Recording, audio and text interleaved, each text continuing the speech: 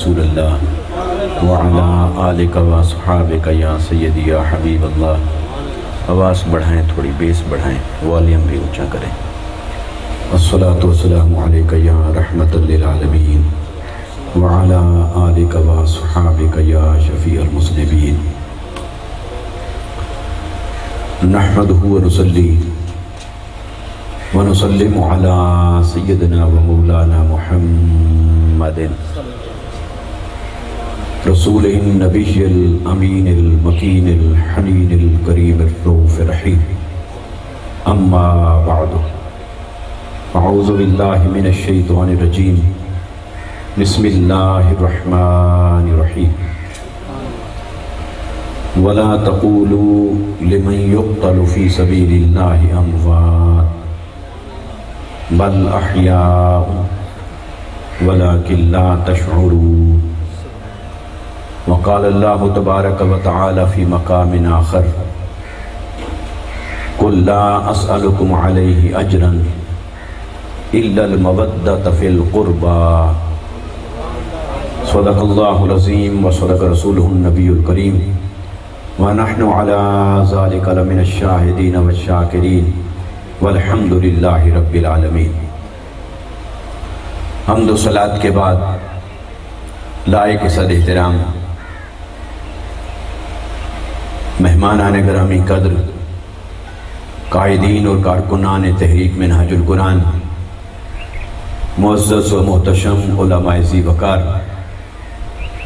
منتظمین محفل، حاضرین و سامعین، اللہ اور اس کے حبیب صلی اللہ علیہ وسلم کا فضل و کرم ہے جس کے صدقے سے ہم سب آج کی اس بابرکت محفل کے اندر حاضر ہیں۔ دعا کریں اللہ تبارک و تعالی یہ تمام انتظام و انصرام اور ہم سب کی حاضری اور شرکت اپنی بارگاہ میں قبول و منظور فرمائے۔ مجھے یاد ہے کہ گزشتہ سال اس محفل کی تاریخ رکھی گئی، مگر اس سے ایک دن پہلے ملک ذوالفقار علی مرحوم حادثے کا شکار ہوئے، دنیا فانی سے چلے گئے، اور ان کی ہمشیرہ بھی۔ تو ہم آئے تھے تعزیت کے لیے، دعا کے لیے، کلمات کہے۔ آج ان کے ایصال ثواب کے ساتھ یہ محفل منسوب کی جا رہی ہے، اور ملک حاجی علادتہ صاحب مرحوم اور ان کی زوجہ مرحومہ اور ان کے خاندان سے جتنے لوگ دنیا فانی سے چلے گئے، ان تمام کے ایصال ثواب کے لیے منعقد ہے۔ اللہ تعالیٰ ان مرحومین کو بلندی درجات عطا فرمائے اور ان کے خاندان کو کسی بھی قسم کی تکلیف سے، بلیات و آفات سے محفوظ رکھے۔ موقع کی مناسبت سے چند کلمات عرض کرتا ہوں، امید ہے آپ پوری توجہ کے ساتھ سماعت فرمائیں گے۔ یہ ہمارے بھائی محترم محسن صاحب نے ایک نہایت انقلابی موضوع کی طرف توجہ دلائی ہے، جو انہوں نے کلام پڑھا۔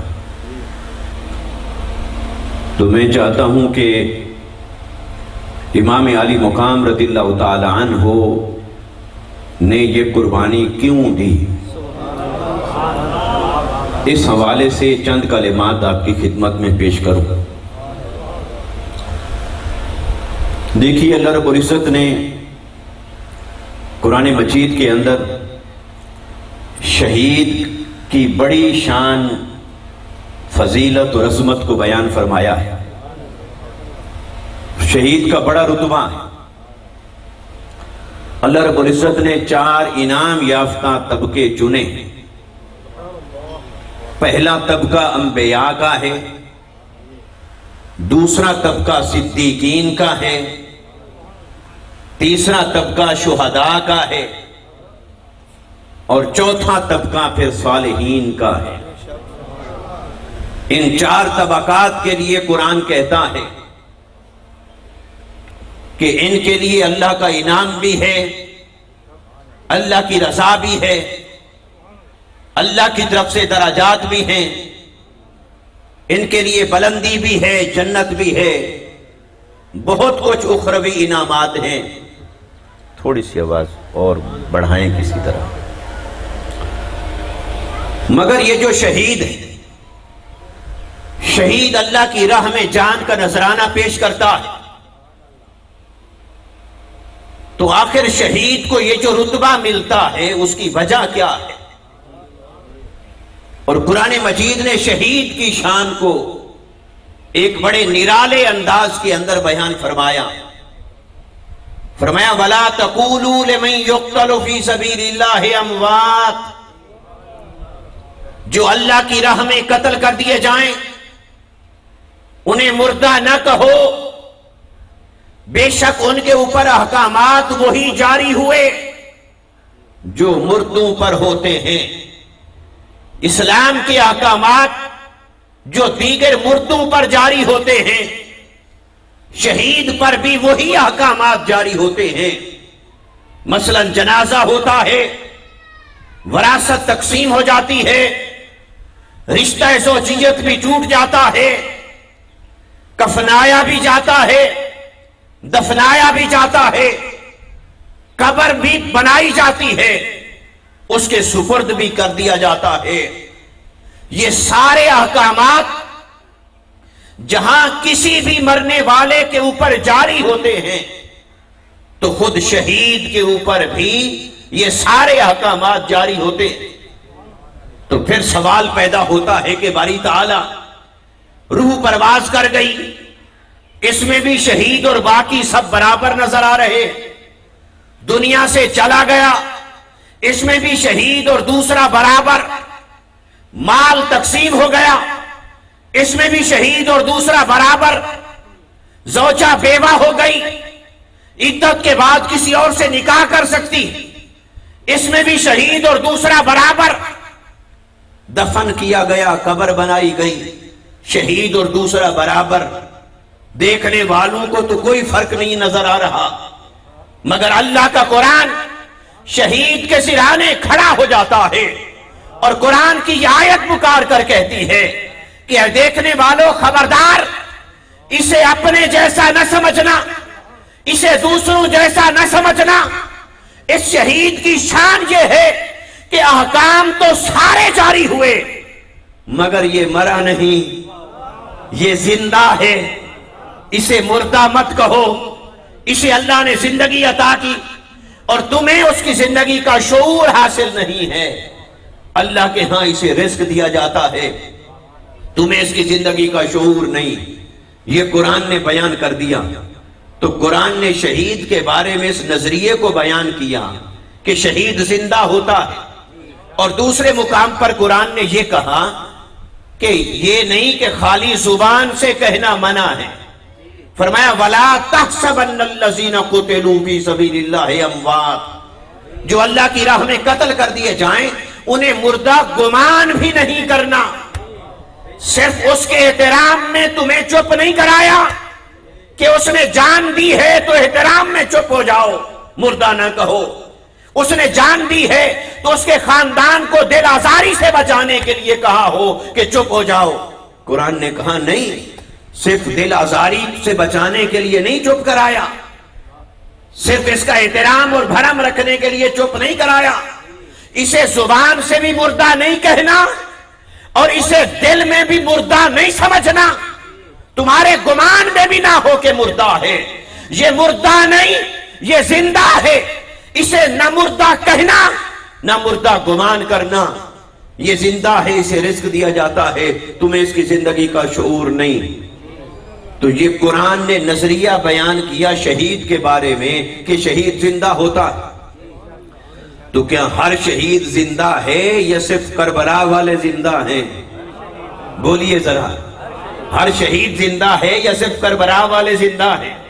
اور سارے کربلا والے زندہ ہیں یا صرف امام حسین زندہ ہیں؟ سارے زندہ ہیں. تو جو بھی شہداء ہیں وہ سب زندہ ہیں قرآن کے مطابق. تو شہداء کی صف میں تو شہداء بدر بھی کھڑے ہیں، وہ بھی زندہ. شہداء کی صف میں شہداء احد بھی کھڑے ہیں، وہ بھی زندہ. شہداء احزاب بھی کھڑے ہیں، وہ بھی زندہ. تبوک و حنین کے شہداء وہ بھی زندہ. 83 غزوات اور سرایا ہوئے، سب شہید زندہ، اور وہ شہید بھی جو مصطفیٰ کی سپہ سالاری میں لڑ کر شہید ہوئے۔ شہیدوں کے صف میں وہ شہید بھی کھڑے ہیں اور ہیں سارے زندہ، مگر قرآن ہر شہید کی گواہی دیتا رہا۔ جب بھی کوئی شہید کی لاش چارپائی پر پڑی تھی یا زمین پر پڑی تھی، اس کے ورثاء، دوست، احباب، احبہ پاس کھڑے تھے، قریب تھا کہ کوئی زبان سے کہے کہ یہ مر گیا۔ قرآن کھڑا ہو گیا، خبردار اسے مردہ نہ کہو۔ پھر عین ممکن تھا کوئی دل میں مردہ جانے، قرآن نے کہا خبردار اسے مردہ گمان بھی نہ کرو، یہ زندہ ہے۔ تو ہر کوئی چپ ہو گیا، مگر میرا وجدان یہ کہتا ہے کہ یہ قرآن ہر شہید سے پوچھتا رہا ہوگا کہ اے شہیدو، کیا فقط میرے ذمے ہے کہ میں تمہاری گواہی دوں؟ کیا میں ہی تمہاری گواہی دیتا رہوں قیامت تک کہ تم زندہ ہوتے ہو؟ میری تو ڈیوٹی لگائی ہے میرے رب نے، میں تو تمہاری گواہی دیتا رہوں گا کہ تم مرے نہیں، تم مرے نہیں، تم مرے نہیں، تم زندہ ہو۔ میں تو گواہی دے رہا ہوں اور میں گواہی دیتا رہوں گا، مگر اے شہیدو، کیا قیامت تک صرف میں ہی بتاتا رہوں کہ تم زندہ ہوتے ہو، یا تم میں سے کوئی شہید بھی اس پائے کا ہوگا، اس درجے کا ہوگا کہ چلو ایک بار صحیح زندہ ہو کر دکھائے تو صحیح کہ شہید ایسے زندہ ہوتا ہے۔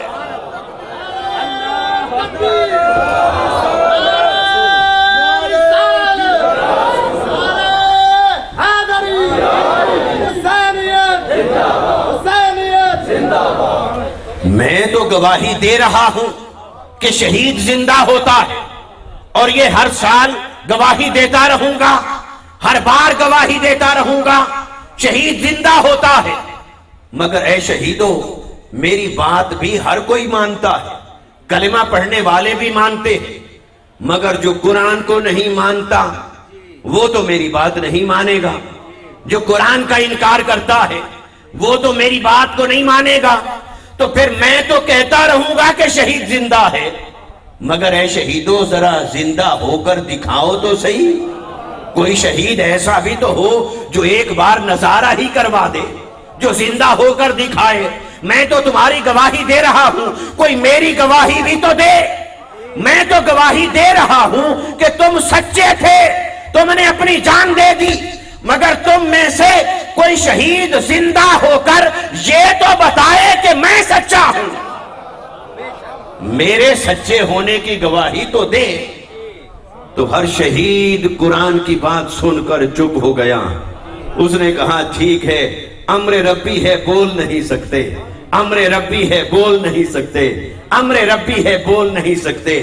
پر حسین کے لیے یہ کام چھوڑ گئے، حسین کے لیے جیسے مزاری چھوڑ گئے کہ اے قرآن، ہاں ہمیں تو امر ربی کی پابندی ہے، مگر یہ جو تیری سچائی کو ثابت کرنا ہے، یہ جو تیری گواہی دینی ہے، تیرے حق ہونے کی گواہی دینی ہے، جو تیری سچائی کی گواہی دینی ہے، اس کے لیے رب نے حسین کو منتخب کیا ہے۔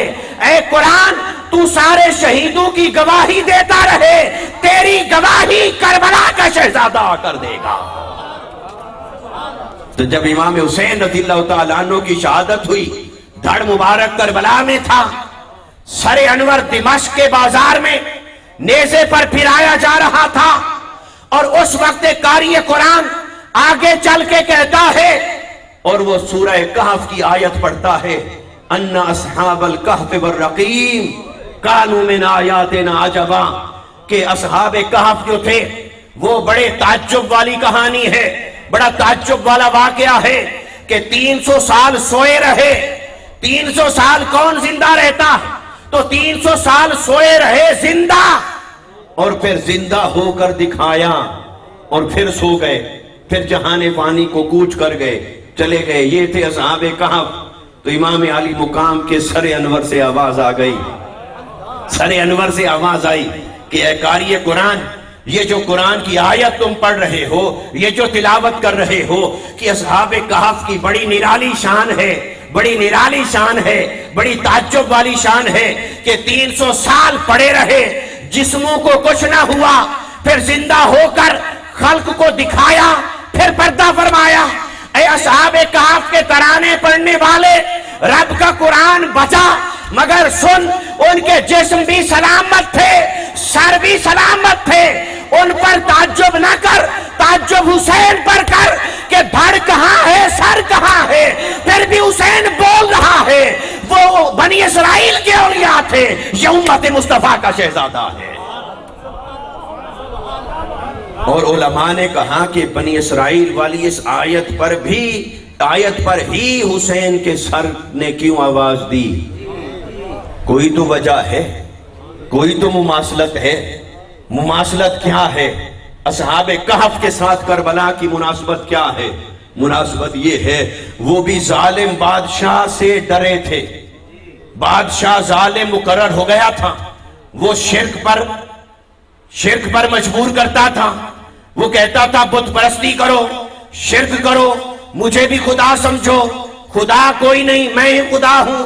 وہ شرک پر مجبور کرتا تھا۔ یہ جو اصحاب کہف تھے، انہوں نے اعلان کر دیا توحید کا۔ انہوں نے کہا نہیں، تو نہ خدا ہے نہ خدا کا کوئی شریک ہے، ہم تو اسی وحدہ لا شریک کو معبود مانتے۔ اس نے کہا جو مجھے نہیں مانے گا میں جان لے لوں گا۔ تو یہ رات کے وقت میں ڈر کے چھپ کر جان بچا کر نکلے اور کئی 100 کلومیٹر کا سفر کر کے غار میں اصحاب کہف آ کر سوئے، وہاں پر آ کر سوئے، پھر 300 سال سوئے رہے۔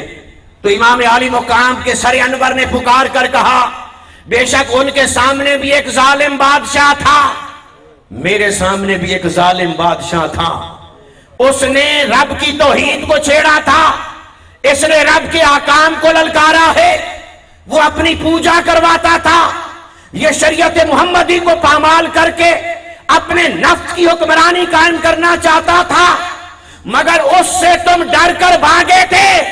حسین ڈر کے بھاگا نہیں، خود اس کو للکار کے اس کے دروازے پر پہنچا ہے۔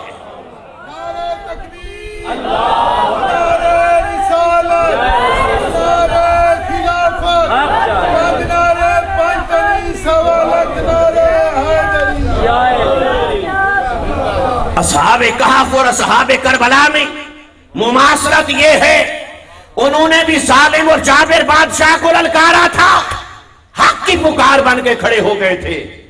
یہ اصحاب کربلا بھی ظالم اور جابر کے سامنے حق کی آواز بن کے کھڑے ہوئے، مگر وہ انکار کر کے چھپے تھے۔ یہ انکار کر کے نہ چھپے نہ گھر میں بیٹھے، یہ اسی سمت چل پڑے جس سمت اس کا تخت تھا، جبر کا، ظلم کا تخت تھا، جہاں وہاں چل پڑے اس طرف۔ تو کہاں ان پہ تعجب بنتا ہے یا حسین پہ تعجب بنتا ہے؟ اور وہ اگر 300 سال بعد زندہ ہوئے تھے تو 300 سال بعد زندہ ہو کر انہوں نے معاشرے کو دکھایا، توحید کی گواہی دی، پھر اللہ نے ان کی روحیں پرواز کر لی، روحیں قبض کر لی، فوت ہو گئے، تو وہ جسم اور دھڑ سلامت تھے۔ ادھر حسین کو دیکھو، جابر کو للکارا بھی ہے، چھپے نہیں، خود اس کے دروازے پر پہنچے، کربلا خود چل کے آئے، پھر سر کہاں ہے، دھڑ کہاں ہے، پھر بھی قرآن کی تلاوت ہو رہی ہے۔ حسین پر تعجب بنتا ہے یا اصحاب کہف پر تعجب بنتا ہے؟ تو امام علی مقام رضی اللہ تعالیٰ عنہ نے یہ قرآن کی اس آیت کی تصدیق کی۔ ارے قرآن کسی کی شان بیان کرے یہ بھی عظمت ہے، مگر کوئی قرآن کی سچائی کو بیان کرے یہ بڑی بات ہے۔ کوئی قرآن کسی کی صداقت کو بیان کرے یہ بھی شان ہے، قرآن کسی کی ولایت کو بیان کرے یہ بھی شان ہے، قرآن کسی کی سچائی کو بیان کرے یہ بھی عظمت کی بات ہے، مگر کوئی قرآن کی گواہی دے، قرآن کی تصدیق کرے، قرآن کی شہادت دے، قرآن کی گواہی دے، قرآن کے سچا ہونے کی علامت بن جائے، یہ یارہ فقط حسین کو تھا، اس لیے حسین قرآن کی صداقت بن کر سامنے آئے۔ اب دوستان مکرم، ایک سوال ہے، بڑا بنیادی سوال، وہ جس لفظ سے پیدا ہوتا ہے وہ لفظ ہے فی سبیل اللہ۔ اللہ نے فرمایا سنو، جو اللہ کی راہ میں قتل کر دیا جائے، اللہ کی راہ میں، اللہ کی راہ میں، تو باری تعالیٰ تیری کون سی راہ ہے جس پر کوئی اٹھے گا تو قتل کر دیا جائے گا؟ اللہ کی راہیں تو بہت ہیں، پر اللہ کی راہوں میں سے وہ کون سی راہ ہے؟ دیکھیے، قتل جب ہوتا ہے تو قتل ایسے تو نہیں کہ پیار محبت سے ہو جاتا ہے، قتل ایسے تو نہیں ہوتا کسی کو بلایا، اسے ہار پہنائے، اسے کھانا کھلایا، پھر ہاتھ چوم کے کہا جی میں آپ کو قتل کرنا چاہتا ہوں۔ قتل تو ایسے نہیں ہوتا، قتل کے پیچھے تو دشمنی ہوتی، اس دشمنی کے پیچھے نفرت ہوتی، وہ نفرت، عداوت اور دشمنی جب اپنی انتہا کو پہنچے تب کوئی قتل رونما ہوتا ہے۔ ہر دشمنی میں قتل نہیں ہوتا، ہر نفرت میں بھی قتل نہیں ہوتا، ہر عداوت میں قتل نہیں ہوتا۔ ہم کتنے لوگوں سے بیزار ہوتے ہیں مگر قتل نہیں کرتے، کتنے لوگوں سے دشمنی ہوتی ہے پر قتل نہیں کرتے، کتنے لوگوں سے عداوت ہوتی پر قتل نہیں کرتے۔ قتل کہاں ہوتا ہے؟ جہاں دشمنی اپنے نقطہ کمال کو پہنچ جائے۔ دشمنی کا آخری درجہ ہے قتل، اس سے پہلے کی دشمنیاں بھی ہیں، چوری چھپے نقصان پہنچانا، گالیاں دینا، کسی کے جانور باندھ لیے، چوری کر لیے، مقدمہ کرا دیا، کوئی مقدمے میں پھنسا دیا، کئی قسم کی دشمنیاں۔ مگر یہ دشمنی کہ کوئی کھلے عام کسی کو قتل کر دے، یہ عداوت، دشمنی، نفرت کا آخری درجہ ہے۔ تو اللہ کی وہ کون سی راہ ہے جس پر کوئی چلنے والا چلے گا تو پھر اس کے ساتھ جو باطل ہے وہ نفرت کرے گا، پہلے بیزار ہوگا، پھر نفرت کرے گا، پھر عداوت رکھے گا، پھر دشمنی کرے گا، حتیٰ کہ فیصلہ کر لے گا کہ میں نے اس کو قتل کرنا ہے، پھر آگے بڑھ کر اسے قتل کر دے گا۔ یہ اللہ کی راہوں میں سے کون سی راہ ہے؟ اس راہ کو سمجھنا ضروری ہے۔ یہ حسین کی راہ ہے دوستو، اللہ کی راہوں میں سے راہ، جو اللہ کی راہوں میں سے راہ شہادت تک پہنچاتی ہے، وہ اللہ کی کون سی راہ ہے؟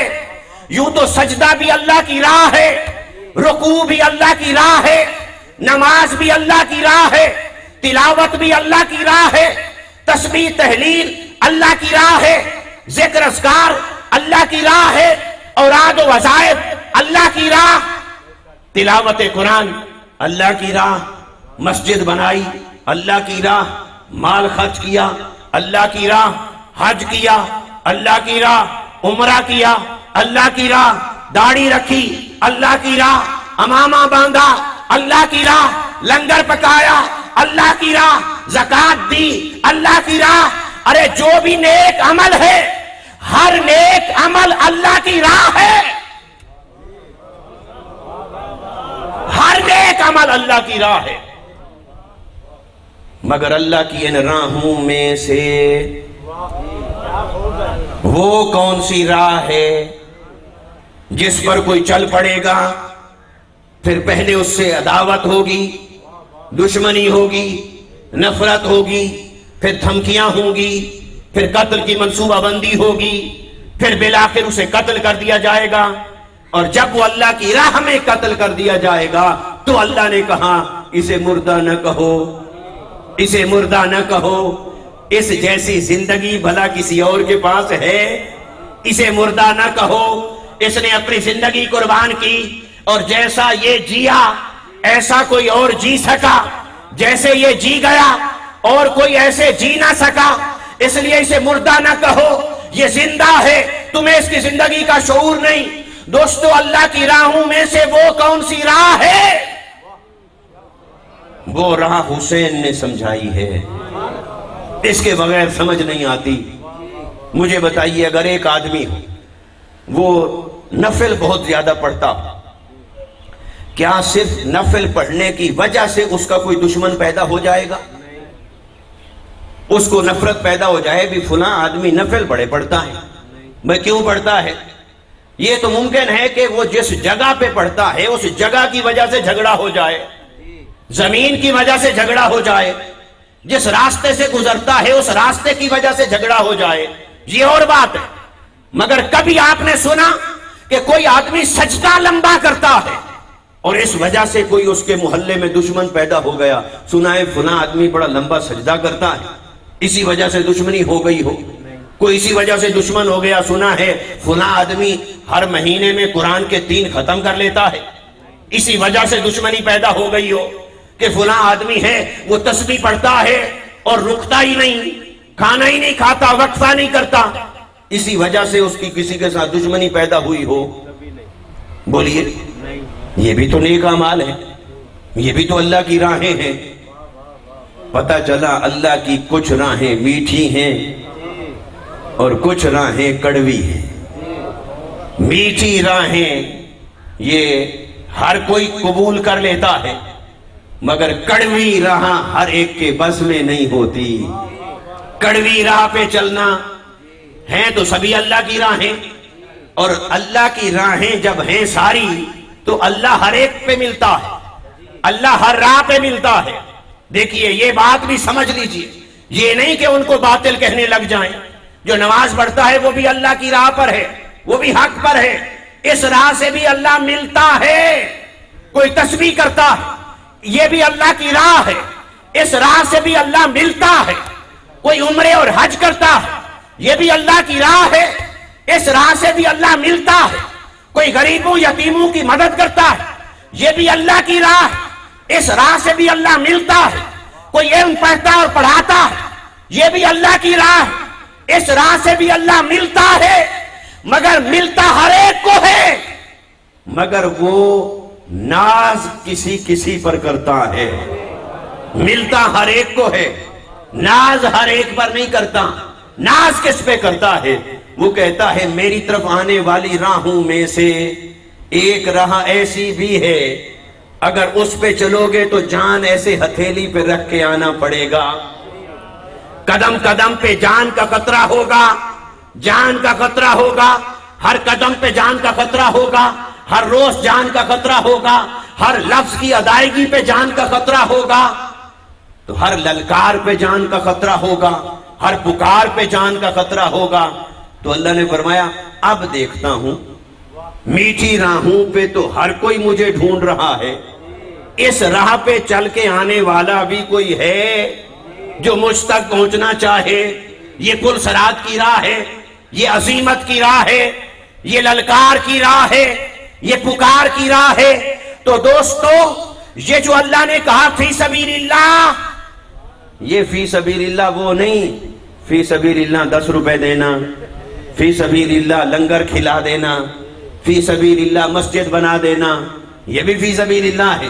مگر اللہ نے فرمایا وَلَا تَقُولُوا لِمَنْ يُقْتَلُ فِي سَبِيلِ اللَّهِ، یہ چیزیں تو فی سبیل اللہ کرتے ہو، کبھی جان بھی تو فی سبیل اللہ دے کر دیکھو، کبھی جان بھی تو فی سبیل اللہ کرو۔ اللہ کی راہوں میں سے ایک راہ ایسی بھی ہے جس پہ اگر کوئی چلنے کا عزم کرے، ارادہ کرے، پھر وہاں جان کو بڑے خطرات ہوتے ہیں، بڑی دشمنیاں پیدا ہوں گی، عداوتیں پیدا ہوں گی، للکار ہوگی، ظلم ہوگا، جبر ہوگا، خوف دلایا جائے گا، بچے شہید کیے جائیں گے، مقدمے کیے جائیں گے، قتل و غارت گری ہوگی، خون بہایا جائے گا۔ اللہ نے فرمایا سنو، اگر تمہارا حوصلہ نہیں تو مسجد کے مصلی پر بھی مل جاؤں گا، ہاں اگر حوصلہ ہے تو مصلی کو میدان کربلا میں لے کر آؤ۔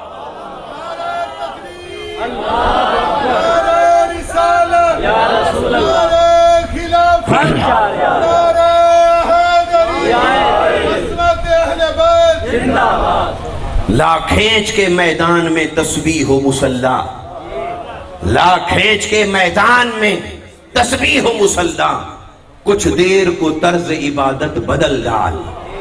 مصلی سے پیار ہے تو ذرا مسجد سے نکال کر، محراب سے نکال کر کبھی میدان پر بھی لے کے آؤ، تو وہاں جو سجدہ ہوا تھا وہ سجدہ ایک ہی کافی ہے ہمارے زندگی بھر کے سجدوں پر۔ وہ ایک سجدہ بھاری ہے امت کے سارے سجدوں پر۔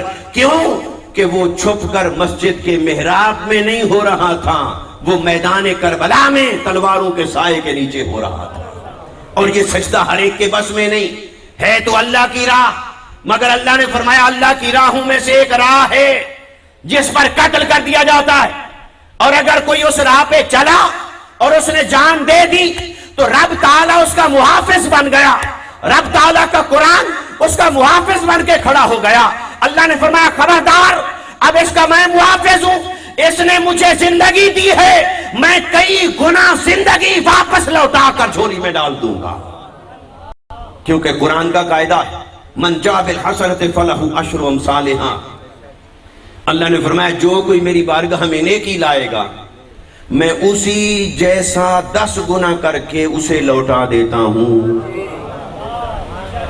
کسی نے مال خرچ کیا تو 10 گنا مال لوٹا دیا، وقت دیا اللہ نے 10 گنا، وقت میں زندگی میں برکت دے دی، اور کسی نے زندگی دے دی، اللہ نے اس کو 10 زندگیاں کم سے کم دے دیں، کم سے کم ہے، ورنہ تو وہ کہتا ہے بغیر حساب، میں جب اجر دیتا ہوں تو پھر حساب بھی نہیں کرتا۔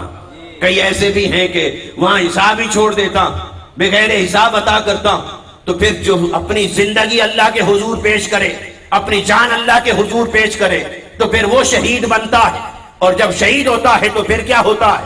ارے غوث ہو، کتب ہو، ابدال ہوں، اولیاء ہوں، صالحین ہوں، مومنین ہوں، مقربین ہوں، ان کے ساتھ وعدہ یہ ہے ان میں کچھ ہیں زاہد، کچھ ہیں عاشق۔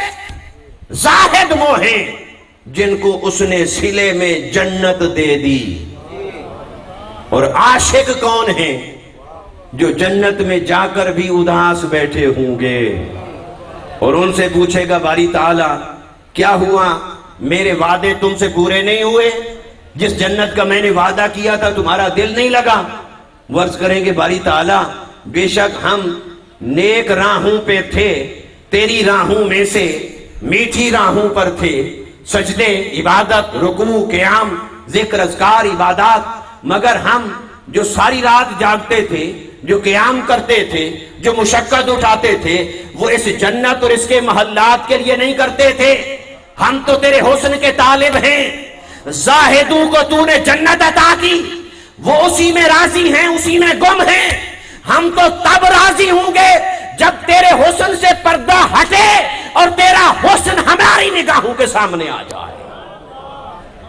اللہ پاک فرشتوں سے فرمائے گا یہ ایسے نہیں راضی ہوں گے، یہ میرے عاشق ہیں، میرے دیدار کا انتظام کیا جائے، اور اللہ پاک انہیں جنت کے اندر اپنا دیدار عطا فرمائے گا، عاشقوں کو جو اس کے عاشق ہیں۔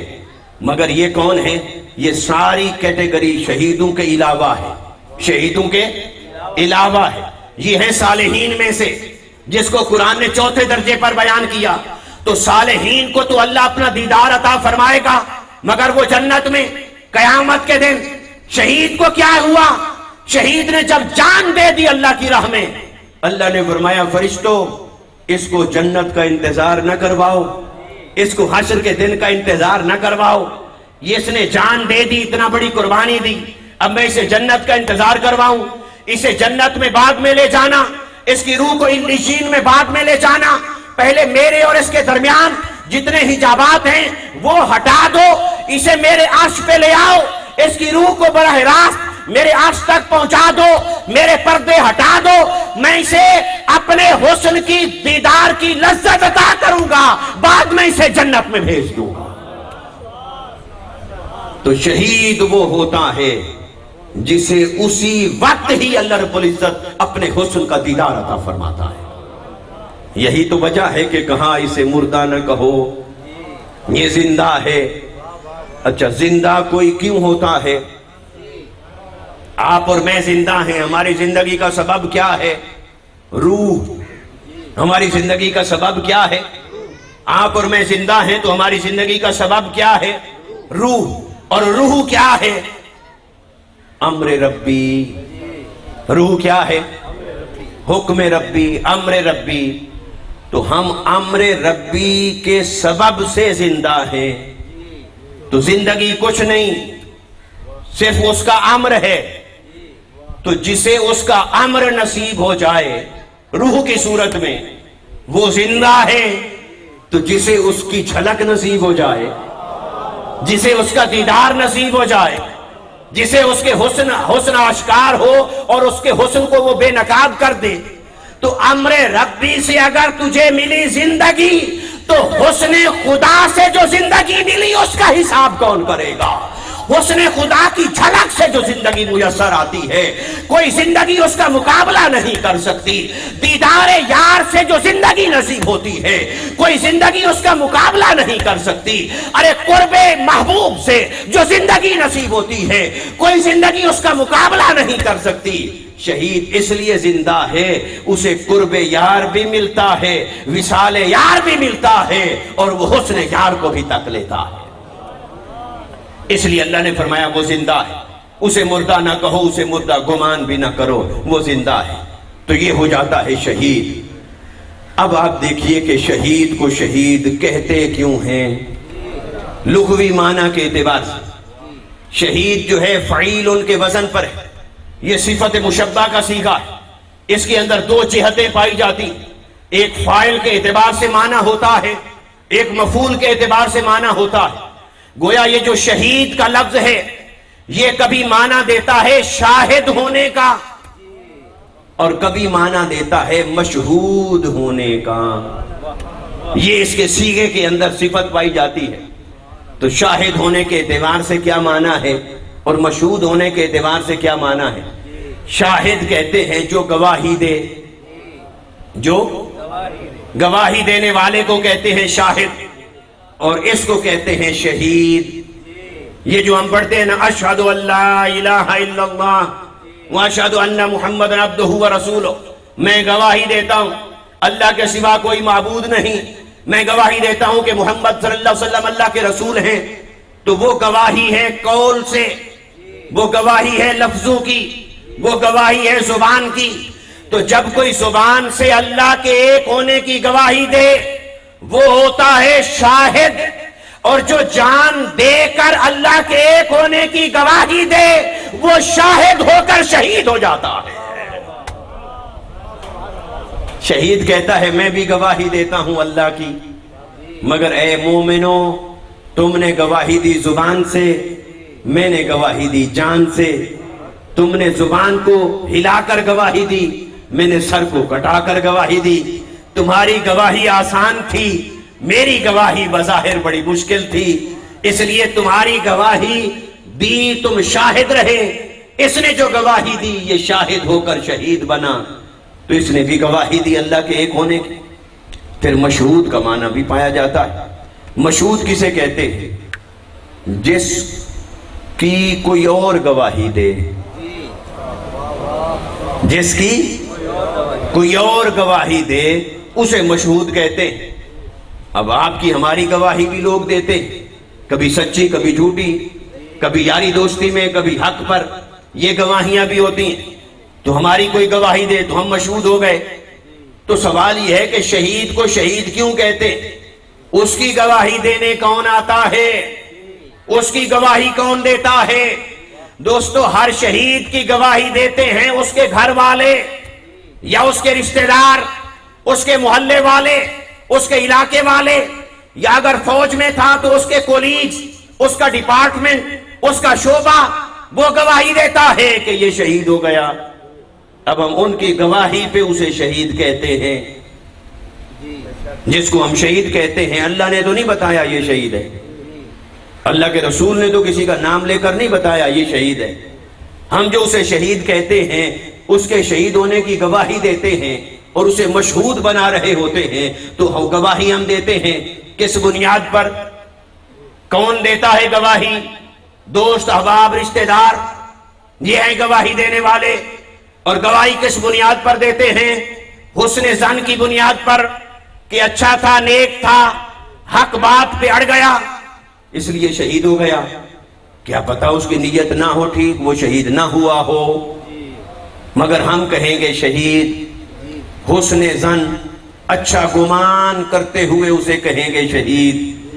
گویا جب ہم کسی شہید کو شہید کہتے ہیں اور اس کے شہید ہونے کی گواہی دیتے ہیں تو وہ گواہی پکی نہیں ہوتی، وہ گواہی ایک گمان کے درجے پر ہوتی ہے، وہ گواہی حسن ظن کے درجے پر ہوتی ہے. پکی گواہی نہیں کہہ سکتے. پکی گواہی کس کی ہے؟ یا خدا کہے یا مصطفیٰ کہے. ارے آپ کے میرے شہید ہوئے، کسی کے کوئی شہید ہوئے، ان کو شہید کہا ان کی اعزہ و اقارب نے، اہل ایمان نے، دوست احباب نے، اہل علاقہ نے، اہل ملک نے یا مسلمانوں نے. مگر حسین وہ مشہود ہے جس کی گواہی خود مصطفیٰ نے دی ہے.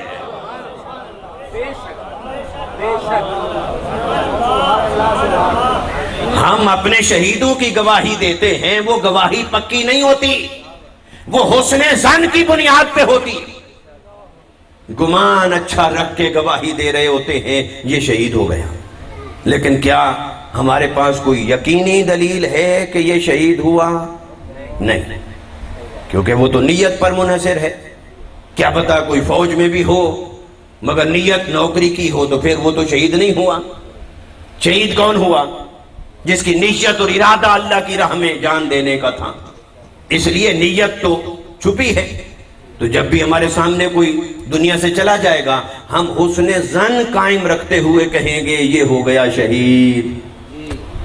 ہر فوجی کو کہیں گے یہ ہو گیا شہید. دلیل کیا ہے؟ حسن ظن، اچھا گمان. ہمارے علاقے اور محلے میں تھا کوئی آدمی حق گوئی بے باکی میں مارا گیا، ہم نے حسن ظن کی بنیاد پہ کہا یہ ہے شہید، مگر قرآن کی بنیاد پہ نہیں کہا، حدیث کی بنیاد پہ نہیں کہا. اور حسین وہ شہید ہیں کہ جب شاہد بنے تو شاہد ہونے کا حق ادا کر دیا، جب مشہود بنے تو مشہود ہونے کا حق ادا کر دیا. ارے ہر شہید گواہی دیتا ہے اپنی جان سے. حسین نے اپنی جان سے بھی گواہی دی اور سارے خاندان کو قربان کر کے گواہی دی. اس لیے حسین کا گواہ ہونا، شاہد ہونا نرالا ہے، اور حسین کا مشہود ہونا نرالا ہے. اس لیے کہ حسین کی گواہی مصطفیٰ نے دی. اور کب دی؟ شہید ہونے سے پہلے. اور صرف شہید ہونے سے پہلے نہیں، پیدا ہونے سے بھی پہلے مصطفیٰ نے گواہی دی حسین کی شہادت کی. پیدا ہونے سے پہلے، چونکہ شہید ہونے سے پہلے تو حضرت عمر بن خطاب کو بھی مصطفیٰ نے بتایا، شہادت کی خبر دی. حضرت عثمان بن عفان کو بھی شہادت کی خبر دی. حضرت عمار بن یاسر کو بھی شہادت کی خبر دی. شہادت کی خبر مصطفیٰ نے کئی صحابہ کو دی، وہ شہید ہوئے. اس لیے زبان مصطفیٰ نے جن کی خبر دی کہ یہ شہید ہوگا، اس کا شہید ہونا تو ہو گیا پکا کہ حدیث سے ثابت ہوا. مگر ان کے شہید ہونے کی گواہی دی صرف شہید ہونے سے پہلے، پیدا ہونے سے پہلے نہیں. پیدا ہونے سے پہلے اگر کسی شہید کو یہ اعزاز حاصل ہے کہ زبان رسالت نے گواہی دی ہے تو وہ فقط حسین کی شہادت ہے. حضرت ام فضل رضی اللہ تعالی عنہ، آقا علیہ السلام کی چچی جان، وہ آقا علیہ السلام کی بارگاہ میں حاضر ہوئی. عرض کی یا رسول اللہ صلی اللہ علیہ وسلم، میں نے ایک خواب دیکھا ہے اور اتنا ڈراؤنا خواب ہے کہ میری زبان لرزتی ہے، کیسے بیان کروں؟ میرے آقا نے فرمایا بتاؤ میں آپ کو تعبیر دوں. عرض کی یا رسول اللہ، میں نے دیکھا آپ کے جسم کا ایک گوشت کا ٹکڑا کٹ کر میری گود میں آن پڑا ہے. یہ خواب دیکھا، اس کی تعبیر چاہیے. رو رہی تھی. میرے آقا صلی اللہ علیہ وسلم مسکرا پڑے.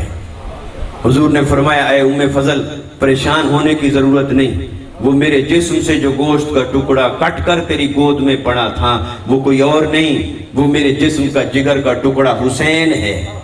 ولادت تو فاطمہ کے پیٹ سے ہوگی مگر پرورش تیری جھولی میں ہوگی. اس لیے حضرت ام فضل رضی اللہ تعالی عنہ نے ان کی پرورش کی. آقا علیہ السلام نے یہ خواب کی تعبیر بتا دی. پھر آقا علیہ السلام کی آنکھوں سے آنسو جاری ہو گئے. تو حضرت ام فضل نے پوچھا یا رسول اللہ صلی اللہ علیہ وسلم، نواسے کی خوشخبری سنا کر وہ مسکرانا تو سمجھ میں آ گیا مگر یہ رونے کی سمجھ میں نہیں آ رہی، یہ سمجھ نہیں آ رہی. آقا علیہ السلام نے فرمایا اے ام فضل، جس نواسے نے ابھی دھرتی پر آنا ہے عالم ارواح سے، جس کی ولادت کی ابھی خبر دے رہا ہوں، ابھی رب نے مجھے حسین کی شہادت کا منظر دکھا دیا ہے. بڑی بے دردی کے ساتھ اسے میدان کربلا میں شہید کر دیا جائے گا. تو میرے آقا نے حسین کی شہادت کی خبر دی ولادت سے بھی پہلے. تو تو حسین ایسے مشہود ہیں کہ ان جیسا مشہود کوئی نہیں. حسین ایسے شاہد بنے کہ ان جیسا شاہد کوئی نہیں. اور حسین ایسے شہید بنے مشہود ہو کر کہ ان جیسا کوئی مشہود نہیں. پھر شہید کو مشہود ایک اور معنی میں بھی کہتے ہیں، جس کو کوئی دیکھنے آئے. مشہود کہتے ہیں جس کو کوئی دیکھنے آئے. تو گویا شہید کو شہید اس لیے کہتے ہیں کہ اسے کوئی دیکھنے آتا ہے. کون آتا ہے؟ فرشتے آتے ہیں. وہ جنہوں نے اللہ تعالیٰ کے ساتھ شروع دن میں مناظرہ کیا. اللہ نے فرمایا میں آدم کو بنا رہا ہوں خلیفہ. عرض کی باری تعالیٰ یہ تو قتل و غارت گری کرے گا. اللہ نے فرمایا تمہارا علم درست ہے مگر وہ ادھورا علم ہے. تمہیں میں نے تلواروں کے چلنے کے بارے میں تو بتایا ہے، گردنوں کے کٹنے کے بارے میں بھی بتایا ہے، خون بہنے کے بارے میں بھی بتایا ہے کہ یہ انسان ایسا کرے گا، مگر ابھی تمہیں یہ علم نہیں کہ کون شیطان کے لیے خون بہا رہا ہوگا اور کون رحمان کے لیے جان دے رہا ہوگا. ابھی میں نے تمہیں ان کا عشق نہیں دکھایا کہ میری راہ میں کیسے میرے عاشق اپنی جان کا نذرانہ پیش کریں گے، وہ نہیں دکھایا.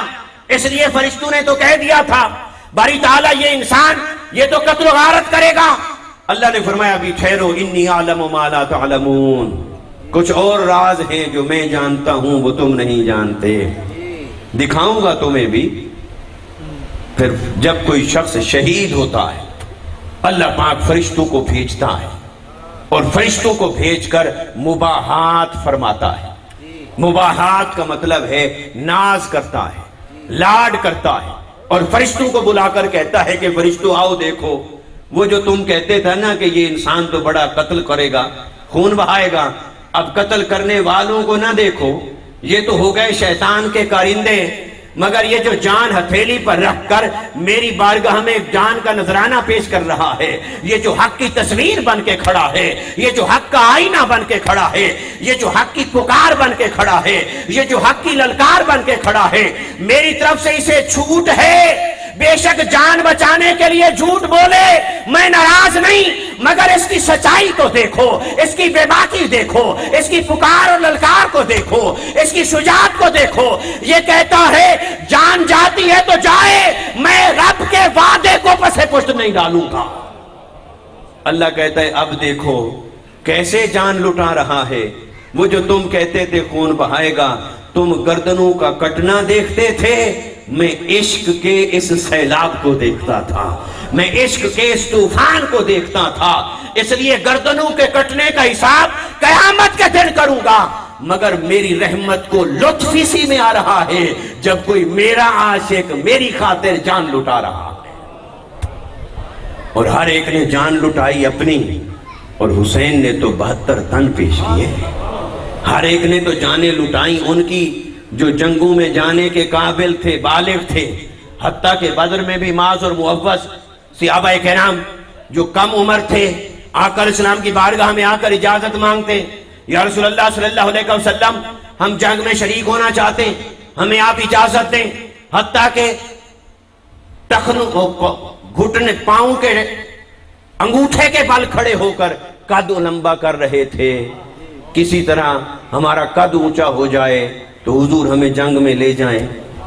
مگر میرے آقا پھر جس کو کم عمر دیکھتے واپس کر دیتے کہ تمہاری ابھی جنگ کرنے کی عمر نہیں.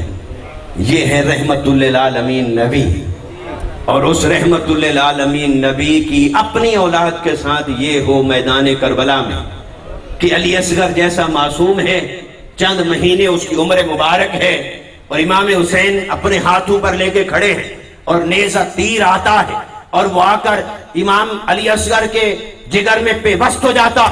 امام عالی مقام نے کس شجاعت اور بہادری کے ساتھ، کس قربانی کے ساتھ، دوستو کیا بیتی ہوگی حسین کے جگر پر جب علی اصغر کے جگر سے تیر کھینچ کر خون کا فوارہ نکلا اور حسین نے آسمان کی طرف اچھال دیا. باری تعالیٰ دیکھ حسین یہ قربانیاں دے کر راضی ہے، اب تو بتا کیا اب تو امت مصطفیٰ سے راضی ہے کہ نہیں ہے. یہ حسین کی قربانیاں اتنی عظیم درجے کی. تو تو اللہ فرشتوں کو بھیجتا ہے شہادتوں کے وقت کہ جاؤ دیکھ کے آؤ، وہ جو تم کہتے تھے یہ ایسا ویسا، یہ قتل و غارت گری کرنے والا، اب بتاؤ اس قتل کے پیچھے جو عشق ہے اس کی لذت کا عالم کیا ہے؟ اس قتل کے پیچھے جو عشق الہی ہے، جو شجاعت اور بہادری اور میری رضا کی خاطر جو جان کا نذرانہ پیش کرنے کا جذبہ ہے، جو سمندر موجزن ہے، اس کا عالم دیکھو اور بتاؤ۔ تو فرشتے جا کر اپنا اعتراف کرتے ہیں باری تعالیٰ، ہاں جو تو جانتا ہے وہ ہم نہیں جانتے، جو تو جانتا ہے وہ ہم نہیں جانتے۔ تو اللہ تعالیٰ ہر شہید کی شہادت کے وقت ملائکہ کو بھیجتا، ملائکہ جا کر اس کا مشاہدہ کرتے، وہ شہید فرشتوں کا مشہود ہو جاتا ہے، اس لیے اسے شہید کہتے، وہ مشہود ہو جاتا ہے ملائکہ کا، ملائکہ اس کو دیکھتے ہیں، دیکھ کر گواہی دیتے ہیں۔ پر دوستو جب حسین کی شہادت ہو رہی تھی، حسین کو دیکھنے فقط فرشتے نہیں آئے تھے، تمام ارواح انبیاء میدان کربلا میں اتری تھی، تمام انبیاء کی ارواح آئیں، خدا کا اسلام کی روح مبارک تشریف فرما تھی، حضرت مولا کائنات کی روح مبارک تشریف فرما تھی، سیدہ کائنات کی روح مبارک تشریف فرما تھی، اور ہر کوئی یہی داد دے رہا تھا، حسین آج گھوڑے کی پشت پر سوار ہو کر پشت نہیں دکھانی، یاد کرنا تجھے مصطفیٰ نے اپنے کندھوں پر سواری سکھائی ہے، تیری ٹریننگ کسی ہارس کلب میں نہیں ہوئی، کسی ٹریننگ کلب میں نہیں ہوئی، اے حسین تیری ٹریننگ مصطفیٰ نے اپنے کندھوں پر تجھے سوار کرا کے کی ہے، اور اپنی زلفیں مہار بنا کر تجھے پکڑائی ہے، اور آج کی اس پیاس کے لیے تجھے زبان مبارک چسوائی تھی تاکہ کل کلاں تجھے کربلا کی پیاس بھی تکلیف نہ دے سکے، تیرے پایا استقلال میں کوئی لغزش نہ آئے، تجھے حوصلہ اور ہمت رہے مصطفیٰ کی اس تربیت سے، مصطفیٰ کی اس شفقت اور محبت سے، مصطفیٰ کی اس زبان مبارک کی مٹھاس سے۔ اس لیے دوستان مکرم، ہر شہید مشہود ہوتا ہے مگر وہ ہوتا ہے مشہود ملائکہ، اور حسین مشہود ملائکہ بھی ہے، مشہود ارواح انبیاء بھی ہے، مشہود روح مصطفیٰ بھی ہے۔ اب کوئی کہنے والا کہہ سکتا ہے بھئی ایسے آپ نے بات بنا لی، سارے موجود تھے بچایا کیوں نہیں؟ مختار کل ہیں بچایا نہیں، مشکل کشا ہیں بچایا نہیں، تو بچایا نہیں تو تمہیں کیا بچائیں گے؟ اپنے خاندان کو نہیں بچایا تو تمہیں کیا بچائیں گے؟ اور اس طرح کے کوئی کرے سوال، اسے کہے تو نے کبھی سمجھا ہے عشق الہی کا امتحان کیا ہوتا ہے، اور عشق الہی کے امتحان کا نصاب کیا ہوتا ہے، اور اس عشق الہی کے امتحان میں پاس کیسے ہونا ہوتا ہے، اور اس عشق الہی کے امتحان میں اگر اولاد کی مدد کرنی ہو تو مدد انہیں بچانا ہوتا ہے یا صبر سے گزارنا ہوتا ہے؟ امتحان کیا ہوتا ہے؟ آپ کا اور میرا بچہ کم عمر ہو، اس کا امتحان کا وقت آ جائے، وہ رات کو جاگ رہا ہو، 12 بج گئے وہ جاگ رہا ہے، نیند آتی ہے، جھٹکا لگتا ہے، پھر سوتا ہے، ماں سو رہی ہے، باپ سو رہا ہے، بھائی سو رہا ہے، مگر ان کی محبت کا تقاضا کیا ہوگا؟ سمجھدار اور خیر خواہ ماں باپ کون ہوں گے جو بچے کو کہے کہ چھوڑو پڑھائی سو جاؤ، یا وہ حوصلہ دیں گے بیٹا بس ایک رات کی بات ہے تھوڑا اور جاگ لو، ایک رات کی تو بات ہے تھوڑا سا جاگ لو، بس دیکھ لو تم نے فرسٹ گریڈ میں پاس کرنا ہے، پھر تمہیں ڈگری ملے گی، پھر تمہیں انعام ملے گا، پھر دیکھنا تمہیں شیلڈ ملے گی، گولڈ میڈل ملے گا، دنیا میں بڑا نام ہوگا، عزت ہوگی، آبرو ہوگی۔ تو خیر خواہ اور سمجھدار والدین کیا ہوتے ہیں جو اولاد کو اس مشقت سے نکال لیں یا ان کا حوصلہ بڑھائے رکھیں اور اس مشقت کے دریا کو عبور کروا لیں۔ کیا ہوتا ہے؟ خیر خواہی کیا ہے؟ سمجھداری کیا ہے؟ تو آپ کے اور میرے بچے نے دنیا کا گولڈ میڈل لینا ہو، ہم اس کی تکلیف کو برداشت کر لیتے ہیں، ہم کہتے ہیں یہ تکلیف ہے ہی نہیں، اور کوئی ان والدین کو نہ تو ظالم کہے گا کہ دیکھو خود سو رہے ہیں بچے کو جگایا ہوا ہے، کوئی کہے گا کہ یہ ظالم ہے کہ خود سو رہے ہیں اولاد کو جگا رکھا ہے، کوئی ظالم نہیں کہے گا، وہ کہے گا دیکھو کتنے خیر خواہ ہیں اپنی اولاد کے، اولاد کو جگا رہے ہیں، محنت کروا رہے ہیں، کل کلا اس کا پھل ملے گا۔ تو تجھے اور مجھے ایک رات کے جاگنے کی مشقت ہو، اس کا پھل ملتا ہے۔ تو حسین جب 72 تن قربان کر رہا تھا اس عشق کے امتحان کے اندر، تو اس امتحان میں جب گریڈ 1 میں حسین نے پاس ہونا تھا، اور اس پاس ہونے کے درجے میں کیا ملنا تھا؟ الحسن والحسین و سیدہ شباب اہل الجنہ۔ مصطفیٰ نے اعلان کر دیا تھا کہ حسن اور حسین جنتی جوانوں کے سردار ہیں۔ ہے کوئی گولڈ میڈل جو حسن اور حسین کے گولڈ میڈل کی برابری کر سکے؟ ہے کوئی تمغہ جو حسن اور حسین کے تمغے کی برابری کر سکے؟ ہے کوئی فوز و فلاح جو حسین کی کامیابی کا مقابلہ کر سکے؟ ارے حسین نے ایسی کامیابی حاصل کرنے تھی، مصطفیٰ بھی کھڑے تھے میدان کربلا میں، مشکل کشا بھی کھڑے تھے میدان کربلا میں، فاطمہ الزہرا کی روح بھی کھڑی تھی میدان کربلا میں، ارواح انبیاء بھی کھڑی تھی، حضرت ابراہیم و اسماعیل بھی کھڑے تھے، ان کی ارواح کھڑی تھی، مگر ہر کوئی آشیرواد دے رہا تھا، حوصلہ دے رہا تھا۔ حسین ہمت کر، صبر کر، حوصلہ کر، یزیدی بھاگ جائیں گے، دیکھ رب کا حسن تیرا انتظار کر رہا ہے۔ تو حسین کو اس امتحان میں سے گزار رہے تھے، یہ مدد تھی۔ یہ مدد نہیں تھی کہ وہ کہتے کہ یزیدیوں کے تیر ٹیڑھے ہو جائیں، یزیدیوں کے گھوڑے اندھے ہو جائیں۔ بھئی امتحان سے بچے کو نکال لینا یہ کوئی مدد نہیں ہوتی، امتحان میں سے گزار کر اسے کامیاب کروا لینا یہ اولاد کی مدد ہوتی ہے۔ تو یہی مدد مصطفیٰ نے کی اپنی آل کی، یہی مدد علی المرتضیٰ نے کی اپنے خاندان کی، ورنہ تو وہ شہادت کا وقت بھی جانتے تھے، شہید کرنے والوں کے چہرے بھی پہچانتے تھے، شہادت کی جگہ بھی جانتے تھے، شہادت کا سال بھی جانتے تھے۔ آج آپ اور میں حدیثیں پڑھ کر جان گئے۔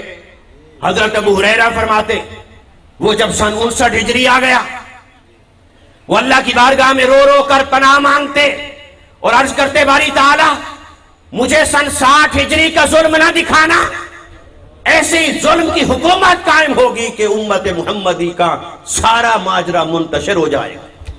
وہ کہتے تھے میں نے مصطفیٰ سے 2 قسم کی حدیثیں سنی ہیں، ایک وہ سن رکھی ہیں جو میں سب کو بتاتا ہوں، ایک وہ بھی سن رکھی ہیں جو اگر میں بتاؤں میری گردن یہاں سے کاٹ دی جائے۔ فرمایا میں نام بھی جانتا ہوں، سب کچھ جانتا ہوں، مگر بتایا نہیں۔ اور پھر جب سن 59 ہجری آ گئے تو رو رو کر اللہ کی بارگاہ میں پناہ مانگ، باری تعالیٰ ابو ہریرہ کو سن 60 ہجری کا ظلم نہ دکھا، سن 60 ہجری کا ظلم نہ دکھا، سن 60 ہجری سے پہلے مجھے واپس بلا، میں سن 60 ہجری میں جینا نہیں چاہتا، اس ظلم کو میں نہیں دیکھنا چاہتا۔ تو حتیٰ کہ ان کا وصال ہوا اور سن 60 ہجری کے اندر یزید تخت نشین ہوا۔ تو حضرت ابو ہریرہ جانتے تو خود اہل بیت اطہار نہیں جانتے، جن کو مصطفیٰ نے یہ ساری خبریں دی وہ نہیں جانتے تھے، تو سبھی جانتے تھے۔ مگر اچھا جب جانتے تھے کیا حضور نے یہ دعا کی کبھی باری تعالیٰ میرے حسین کو بچانا؟ جب بھی دعا کی اللہم آت الحسین صبرا، باری تعالیٰ حسین کو صبر عطا کرنا۔ تو صبر کی دعا اس کے لیے ہوتی ہے جس نے پھولوں کی سیج پہ رہنا ہو، اس کے لیے صبر کی دعا مانگتے ہیں۔ صبر تو ہوتا ہی تکلیفوں پر ہے، تو جب صبر کی دعا مصطفیٰ مانگ رہے تھے تو تکلیفیں بھی تو سب جان رہے تھے، مگر دعا صبر کی تکلیفوں کے ہٹنے کی دعا نہیں کی، نہ مولا مشکل کشا نے نہ خود مصطفیٰ نے، اس لیے کہ وہ جانتے تھے کہ یہ عشق کا امتحان حسین کے سوا کوئی پاس کر نہیں سکتا، اس لیے اس کے لیے حسین کو چنا گیا تھا۔ 2 دوستان مکرم، امام علی مقام رضی اللہ تعالیٰ عنہ کی شہادت کی یہ عظمت اور شہادت کی یہ فکر و فلسفہ، اس کے اگر تاریخی پہلو کو دیکھا جائے کہ اللہ کی راہوں میں سے وہ راہ جس پر کوئی چلے گا تو قتل کر دیا جائے گا، وہ راہ کون سی تھی؟ حسین نے انکار کر دیا یزید کی حکومت کو تسلیم کرنے سے، فرمایا میں اسے نہیں مانتا، بس میں نہیں مانتا، اس پر جنگ ہو گئی۔ سارا بنیاد اسی ایک بات کے اوپر تھی، انکار کر دیا بیعت سے۔ اور اگر حسین اس وقت مان لیتے تو قیامت تک آنے والے یزیدی جائز قرار پا جاتے۔ حسین کے ایک انکار نے قیامت تک کے ہر یزیدی کو پسپا کر دیا ہے۔ اور امام علی مقام رضی اللہ تعالیٰ عنہ نے گورنر مدینہ کے سامنے جو انکار فرمایا تھا بیعت کا، اس میں آپ نے لفظ کیا ارشاد فرمایا تھا، کلمات کیا تھے آپ کے؟ اس نے کہا بیعت کریں یزید کی، فرمایا مثلی لا یبایع مثلہ، یہ نہیں فرمایا میں اس کی بیعت نہیں کرتا، یہ نہیں فرمایا میں اس کی بیعت نہیں کرتا، فرمایا تم مجھ سے بیعت کرنے کا کہتے ہو، میرا بیعت کرنا تو بڑی اونچی بات ہے، یہ تو بڑی دور کی بات ہے، یہ تو سوال ہی پیدا نہیں ہوتا، یہ تو بات ہے ہی آؤٹ آف کویسچن، یہ سوال ہی پیدا نہیں ہوتا، میری تو چھوڑو، تم کہتے ہو کہ یزید کی میں بیعت کروں، میری بات تو چھوڑو، میرے جیسا اس جیسے کی بیعت کبھی نہیں کرے گا، تم میری بات کرتے ہو کہ میں بیعت کروں، میرا بیعت کرنا تو دور کی بات ہے، میری راہ پر چلنے والے جو بعد میں آئیں گے، میرے عقیدت مند، میرے پیروکار، میرے فالوورز، میرے عقیدت مند، میرا نام لینے والے جو بعد میں آئیں گے، اب حسین جیسا تو کوئی نہیں ہو سکتا، لیکن حسین نے یا تو ایک وجہ میں تشبیہ دی باطل کا انکار، یا پھر عاجزی کے اظہار کے لیے میرے جیسا قرار دیا، یہ دو تعویلیں ہو سکتی ہیں اس مقام پر۔ تو حسین نے کہا میرے جیسا اس جیسے کی بیعت نہیں کرے گا، عاجزی انکساری میں ہر آنے والے حسینی کو حسین نے کہا میرے جیسا ہے، ہر آنے والے حسینی کو حسین نے کہا میرے جیسا ہے، مجھ جیسا ہے، حالانکہ حسین جیسا تو کوئی نہیں ہو سکتا۔ تو یہ ان لجپالوں کا کرم ہے، وہ اپنے غلاموں کو بھی اپنے کمبل میں چھپا کر، کمبلی میں چھپا کر اپنے جیسا قرار دے دیں، یہ تو عاجزی ہے، شفقت ہے۔ یا پھر ایک وجہ میں تشبیہ اور تمثیل دے کر فرمایا کہ یہ جو وقت کے جابر سلطان کے سامنے کلمہ حق کہنا، یہ شجاعت اور بہادری کے ساتھ للکار دینا، یہ میری اس راہ پر جو بھی چلے گا وہ میرے راہ پر آنے والا کوئی وہ اس جیسوں کی بیعت نہیں کرے گا اپنے زمانے میں، تم مجھے کہتے ہو میں اس کی بیعت کروں، میرا بیعت کرنا تو دور کی بات ہے، میرے جیسے اس جیسے کی بیعت نہیں کریں گے۔ اور گویا حسین اس میں پیغام دے رہے تھے ہمیں بھی، امت مصطفیٰ کو، کہ اے امت محمدی، میں تو انکار کر رہا ہوں یزید کی بیعت کا، میں یزید کو تسلیم نہیں کرتا، یہ شریعت مصطفیٰ کا پابند نہیں، یہ دین مصطفیٰ کا امین نہیں، یہ امت مصطفیٰ کا امانت دار نہیں، میں اسے تسلیم نہیں کرتا، دیکھو میرے جیسے بن کے کھڑے رہنا، اور اس جیسا جب بھی کوئی تمہارے اوپر ظلم کرے، اس جیسا جب بھی کوئی تمہارے اوپر جبر کرے، اس جیسا جب بھی کوئی تمہارے بچوں کو ستائے، تمہیں تکلیفیں دے، گردنیں کاٹے، گولیاں چلائے، اے میرے نام لیواؤ، اے میرے غلاموں، میرے انکار کو دیکھو، اسی سے جرات حاصل کرنا، میں اس کا انکار کر رہا ہوں، تم اپنے زمانے میں اس جیسے یزیدوں کا انکار کرتے رہنا۔ یہ حسین نے کہا تھا، فرمایا میرے جیسا اس جیسے کی بیعت کبھی نہیں کرے گا۔ یہ حسین نے دو لفظوں میں یزیدیت اور حسینیت کا فلسفہ سکھا دیا، قیامت تک کے لیے سکھا دیا، فرمایا ایک ہوں میں اور ایک ہے یہ، اور بعد میں ہر زمانے میں آئیں گے میرے جیسے اور اس جیسے، اور یہ میں بنیاد رکھ رہا ہوں انکار کی، میں اس کی بیعت نہیں کرتا، اور کوئی میرے جیسا اس جیسے کی بیعت نہیں کرے گا۔ اب بتائیے دوستو، گزرے ہوئے یزید کو تو برا بھلا کہیں، جلسے بھی سجائیں، لیکن اپنے دور کے یزید کا جھنڈا اٹھائیں تو یہ حسینیت ہے یا یزیدیت ہے؟ یہ تو ہم میں سے اپنے آپ کو سوچنا سمجھنا ہے۔ ہم جن کا جھنڈا اٹھاتے ہیں، جن کو اپنا حاکم تسلیم کرتے ہیں، کیا وہ دین مصطفیٰ کے وفادار ہیں؟ کیا وہ امت محمدی کے وفادار ہیں؟ کیا وہ امانت دار ہیں؟ کیا وہ سچے ہیں؟ ارے جو نااہل ہو، جھوٹا ہو، بددیانت ہو، قاتل اور ظالم ہو، غاصب ہو، اسے امت محمدی کا امین منتخب کر لینا، یا وہ جبر کے ذریعے آ جائے بیٹھ جائے تو اس کے سامنے سر جھکا لینا، یہ حسینیت نہیں ہے۔ اپنے دور کے یزید کے خلاف کھڑے ہونا سیکھو۔ حسین جیسا تو کوئی اور نہیں ہو سکتا، حسین کے پیروکار ہوں گے، پر یزید جیسے بھی ہوں گے اور یزید کے پیروکار بھی ہوں گے، مگر ہر دور میں حسین کا پیروکار اپنے دور کے کسی یزید کو قبول نہیں کرے گا، اس کا کبھی جھنڈا نہیں اٹھائے گا۔ یہ پیغام ہے، اور یہ کتنا بڑا انقلابی پیغام ہے، اور اس پیغام کو ملائیں، امام حسین کے اس جملے کو ملائیں اس پہلے لفظ کے ساتھ جو اللہ نے فرمایا، اللہ کی راہوں میں سے ایک راہ ہے جس پر کوئی چلے گا تو قتل کی نوبت بھی آئے گی، اور اگر کوئی وہاں سے گزر گیا، جہاں سے گزر گیا، بس دیکھو گزر جاؤ، قیامت تک میں تمہارا جھنڈا سر بلند کر دوں گا۔ اللہ نے اس کا جھنڈا اٹھا لیا، فرمایا اسے مردہ نہ کہو یہ زندہ ہے، تمہیں اس کی زندگی کا شعور نہیں۔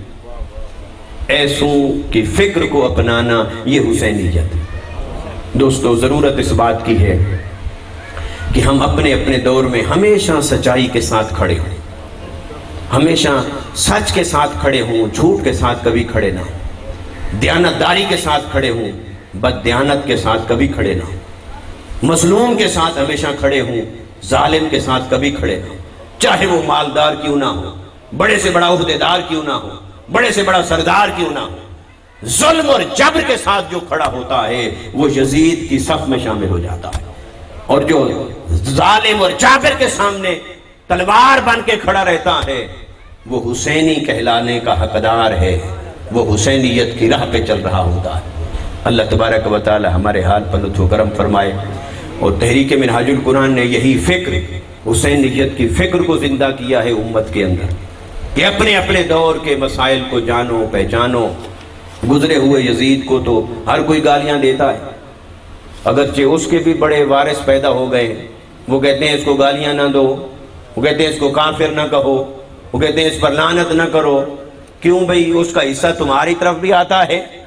لگتا تو ایسے ہے کہ جو گالیاں اسے جاتی ہیں کچھ نہ کچھ تقسیم ہو کر تمہارے اوپر بھی پڑتی ہیں، جو اس کی طرف لعنت جاتی ہے اگر تو وہ تقسیم ہو کر تمہاری طرف بھی آ رہی ہے تو پھر کھل کے یزیدی بنو، اور اگر یزید پر لعنت برس رہی ہے تو جو حسین کی محبت کا پیکر ہو وہ کیسے یزید کے بارے میں نرم گوشہ رکھ سکتا ہے؟ اللہ تبارک و تعالی ہمیں حق کے ساتھ کھڑا ہونے کی توفیق عطا فرمائے۔ اور آخر میں ہم دعا کرتے ہیں محترم ملک ذوالفقار صاحب، محترم ملک اللہ دتا صاحب مرحومین، اللہ تعالیٰ ان کو بلندی درجات عطا فرمائے، ان کی ہمشیرہ کو اللہ بلندی درجات عطا فرمائے، اور ایک ملک عمر حیات ہیں وہ کینسر کے مرض میں علیل ہیں، اللہ تعالیٰ ان کو صحت و شفا دے، اور ملک جہانگیر صاحب علیل ہیں، بری تعالیٰ ان کو صحت و شفا دے، اور جتنے بھی حضرات نے دعاؤں کے لیے کہا اللہ سب کے حسب حال کرم فرمائے۔ وما علینا الا البلاغ المبین۔ جی ختم